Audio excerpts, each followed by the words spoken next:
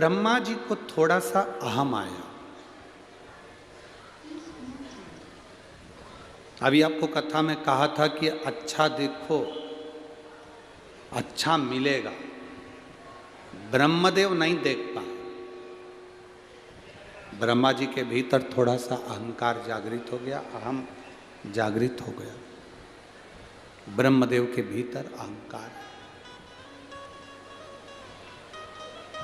भगवान विष्णु से पूछा, रिटर्न बढ़ाओ। भगवान विष्णु से पूछा आपके पिता कौन है? भगवान विष्णु ने कहा मेरे पिता स्वयं देव अधिदेव महादेव है। स्वयं शिव पिता? हाँ, परीक्षा करने के लिए, पिता को जानने के लिए पर्वत को घुमाया और उस पर्वत से शिवलिंग की आकृति उत्पन्न हुई।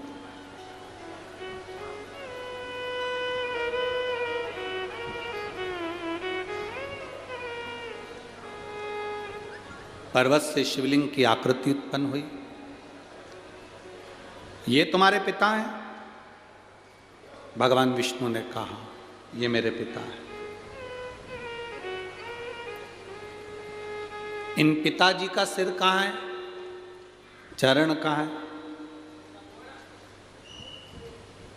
व्यर्थ के प्रश्न व्यक्ति को बर्बाद की ओर लेकर जाते हैं। बर्बादी की,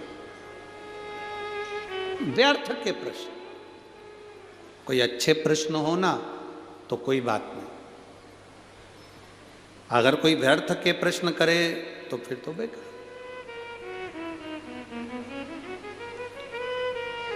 जैसे कोई कह दे कि एक व्यक्ति ने, एक कॉलेज के टीचर ने अपने स्टूडेंटों से पूछा कि ये बताओ कि मेरे पिताजी सफ़ेद शर्ट पहनते हैं और मेरी माँ सफ़ेद चावल बनाकर खाती है,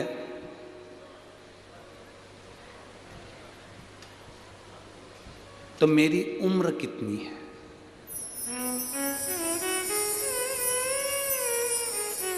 प्रश्न क्या है?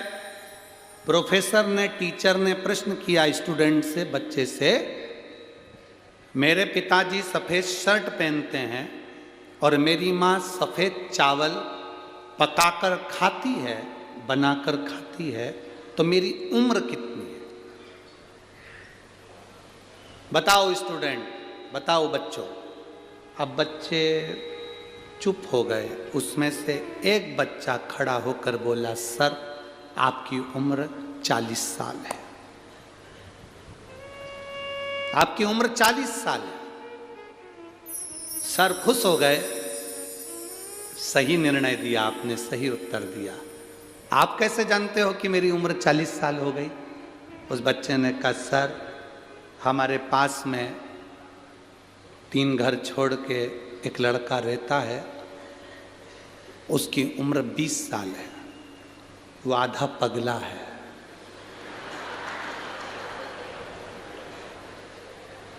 आपकी उम्र 40 साल है, मतलब आप पूरे पगले हो। ये कोई प्रश्न है? ये कोई प्रश्न है कि पिताजी सफ़ेद कुर्ता पहनते हैं, सफ़ेद शर्ट पहनते हैं, माँ सफ़ेद चावल खाती है, तो हमारी उम्र बताओ। अब ब्रह्मा जी ने भी ऐसी प्रश्न कर लिया भगवान विष्णु से, तुम्हारे ये शिवलिंग तुम्हारा पिताजी है, इसका सिर कहाँ है, इसका पाँव कहाँ है, बताओ। अब ऐसे फालतू के प्रश्न करोगे तो फिर बाद में कष्ट तो भोगना ही है।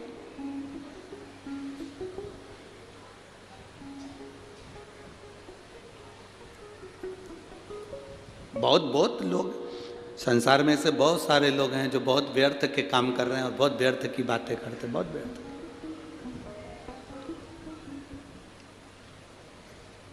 बहुत व्यर्थ की बात।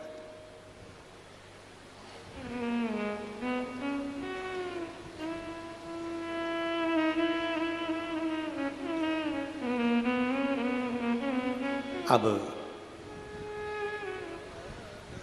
ब्रह्मा जी ने जैसे ही कहा तो भगवान विष्णु ने कहा ये मेरे पिता हैं, जिस शिवलिंग का तुम दर्शन कर रहे हो ये मेरे पिता हैं। आपसे निवेदन है, जब शंकर के शिवालय में जाना, शंकर के मंदिर में जाना, शंकर के शिवालय में जब दर्शन करने जाना, तो ये सोचकर कभी मत जाना कि ये शंकर हैं, सोचकर ये जाना कि ये मेरे पिता हैं और मैं इनसे अपने दिल की बात करने के लिए जा रहा हूं। ये मेरे पिता हैं, इनसे मैं अपने दिल की बात, अपने हृदय की बात करने के लिए जा रहा हूं। ये मेरे पिता हैं।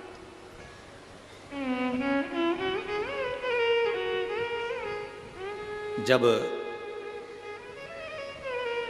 हम कथा में रोज कहते हैं ना कि जब कथा पूर्ण हो, आप लोग इतनी इतनी दूर से आते हो, 200-200 500-500 रुपये खर्च करके आते हो, समय निकाल कर इतनी दूर पहुंचते हो, बड़ी मुश्किल से ट्रैफिक में से निकल कर यहाँ पहुँचे हो, तो हम हमेशा कहते हैं जब आरती पूर्ण हो, कर्पूर गौरम हो, आरती होने के बाद भूमि को प्रणाम कर कर उसकी रज अपने हृदय से लगाकर उसको प्रणाम कर कर फिर जाओ।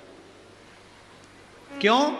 शिव महापुराण की कथा में वेदव्यास जी लिख रहे हैं, भगवान शंकर स्वयं तुमरुका जी से कहते हैं, सुनो तुमरुका, जहां शिव महापुराण की कथा होती है, जब तक कथा चलती है शिव महापुराण की उस कथा में देवादिदेव महादेव कहते हैं मैं कैलाश के समेत वहां पर विराजमान रहता हूं, वहां मैं स्वयं